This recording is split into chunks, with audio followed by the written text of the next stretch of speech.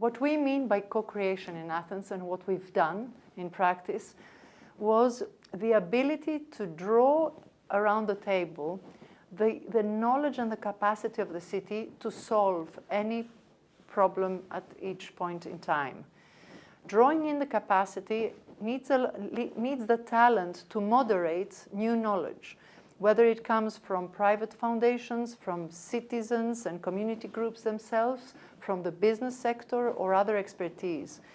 This moderation of new knowledge into one single project, I think, is what co-creation means to the city of Athens, but it also shows a new type of responsibility on the part of city officials and government administration to become good at moderating the knowledge and the expertise of others. It's fantastic that the Lisbon Council promotes the notion of very good services for citizens. Good services are key for people to feel part of a process. It goes a step even further into including them in the process that will really make people passionately engaged with what their government is doing for them.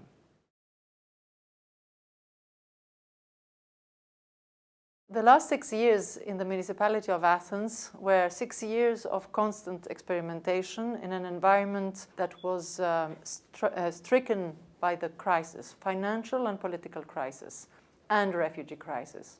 This gave, for some of us, in a small-scale dimension, the possibility to try out new types of not only services, but governance methodologies. One thing we did was to create a platform in order to connect the municipality with an increasing number of spontaneous activities of public-spirited citizens.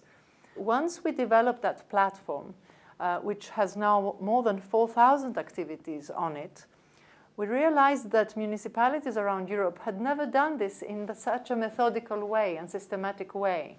Municipalities know how to collect problems from citizens, but have never collected the solutions.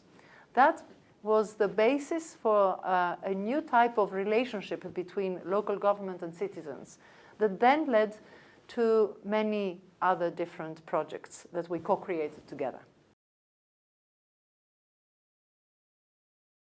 One thing that we saw was that it wasn't the sophistication of services that led to a feeling of being able to cope within the crisis.